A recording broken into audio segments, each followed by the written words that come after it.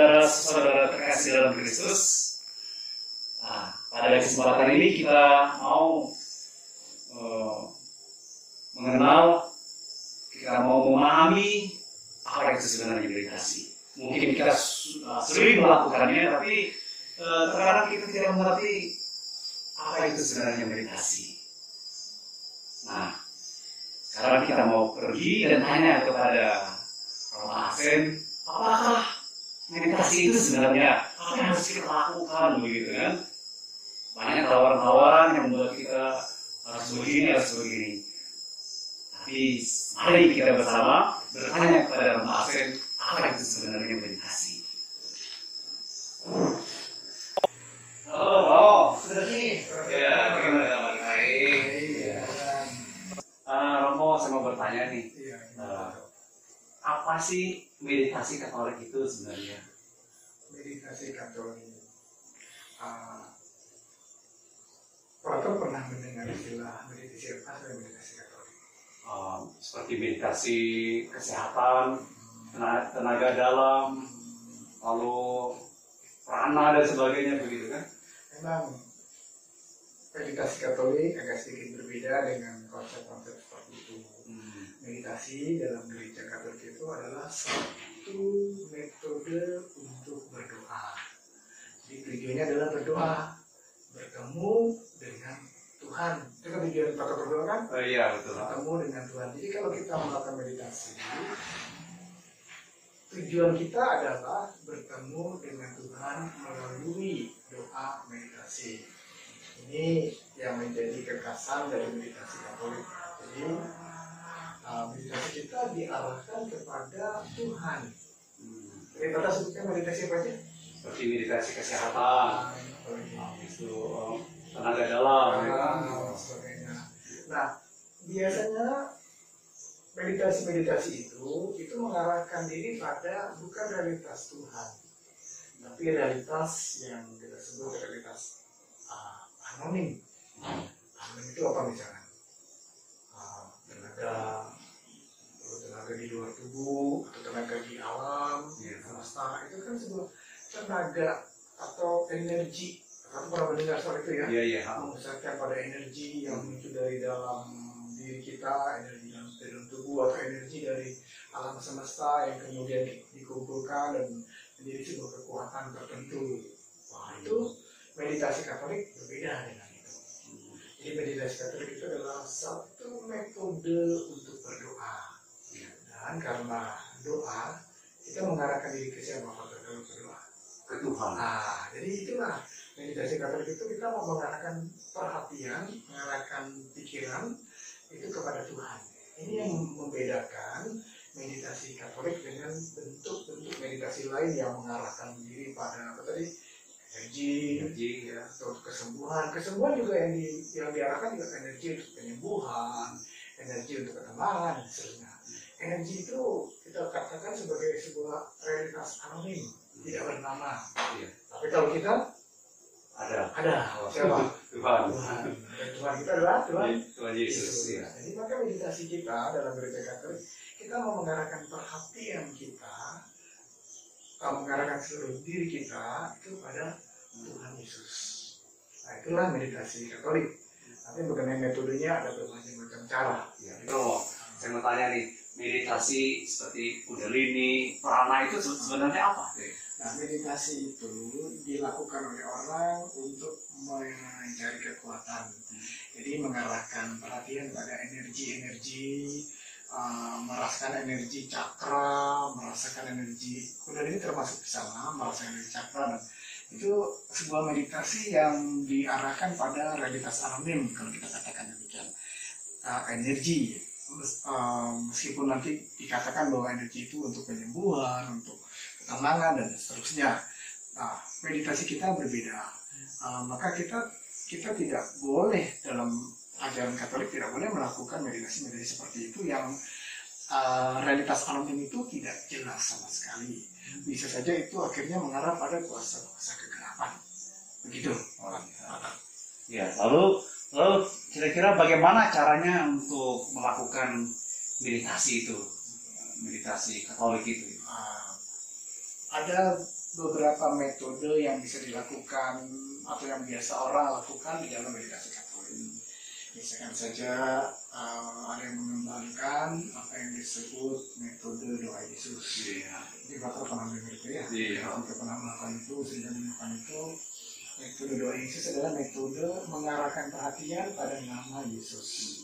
Menyerukan nama Yesus dalam hati sesuai dengan nama pernapasan kita. Nah, sekali lagi pusat perhatian kita pada realitas ilahi, realitas Allah yaitu Yesus. Nah, ada juga metode meditasi yang menggunakan Lectio Divina. Santa Teresa Avila, dia mengembangkan sebuah metode meditasi melalui Lectio Divina yang kemudian nanti mengarah kepada meditasi yang disebut meditasi centering prayer. Itu metode Santa Teresa Avila, mengarahkan perhatian pada Yesus. Berarti kita sudah tahu bahwa ada meditasi doa Yesus, ada meditasi Lectio Divina. Kira-kira mana yang mau kita lakukan nih? Ya, setiap orang punya cara, punya kecocokan masing-masing untuk melakukan meditasi. Tapi dalam sesi ini kita akan mendalami soal meditasi centering prayer. Doa centering prayer-nya Santa Teresa Avila. Santa Teresa Avila mengalami kekudusan, bahkan dikatakan dia mengalami persatuan cinta dengan Allah yang begitu dalam sebuah ikatan pernikahan rohani, itu melalui metode ini. Lectio Divina, di mana dalam Lectio Divina itu ada satu langkah yang disebut centering prayer. Nah, kira-kira apa tuh ya? Centering prayer itu seperti apa ya? Ya, mari kita tanya lagi. Itu bahan apa gitu ya? Apa tuh? Nah, memang centering prayer itu dari katanya doa keterpusatan. Doa keterpusatan, memusatkan perhatian pada Tuhan Yesus.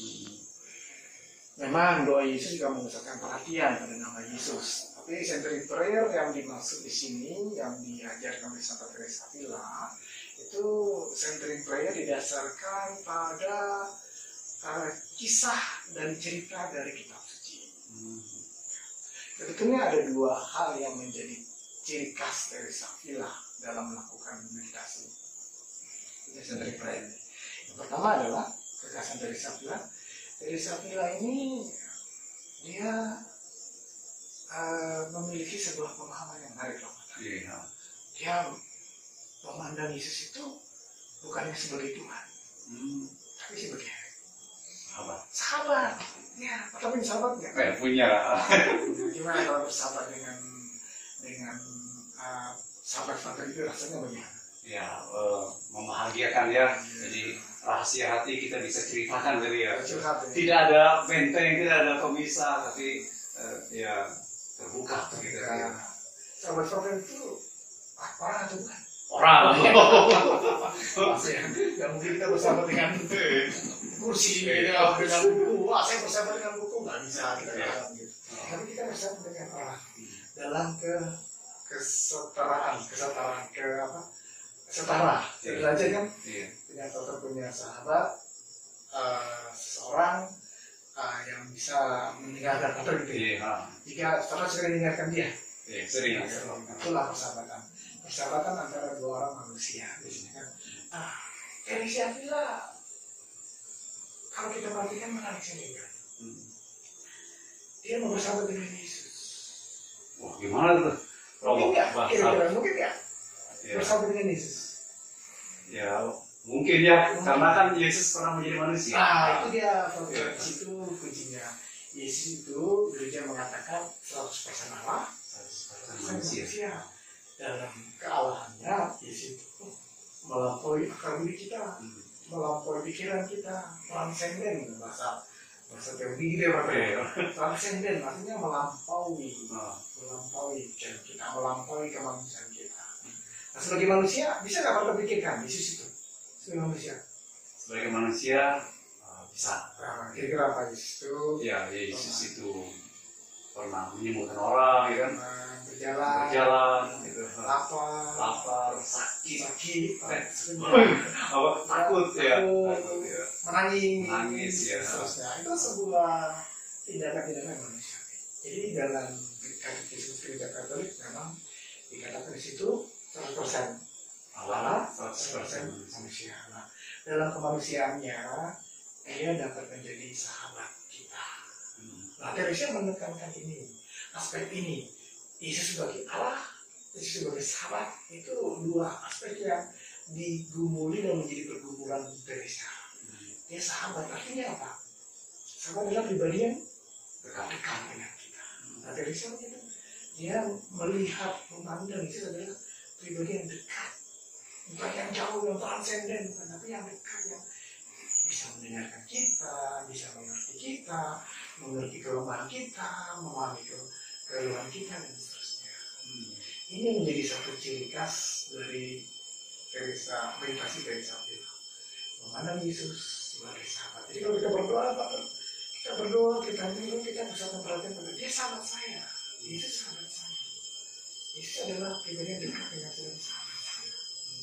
Nah, itu menarik dari Teresa. Yang pertama, yang kedua, Teresa memeditasikan kemanusiaan Kristus. Itu Teresa juga melihat Yesus dalam kitab suci. Dia melihat kehidupan Yesus dalam kitab suci. Misalnya gini, Teresa memulai meditasinya atau mulai ajarnya dengan melakukan leksia. Dia membaca kitab suci. Misalkan menceritakan bagaimana Yesus yang menyembuhkan banyak orang. Menyembuhkan banyak orang. Di situ ketika kita memeditasikan peristiwa Yesus yang misalkan Yesus waktu itu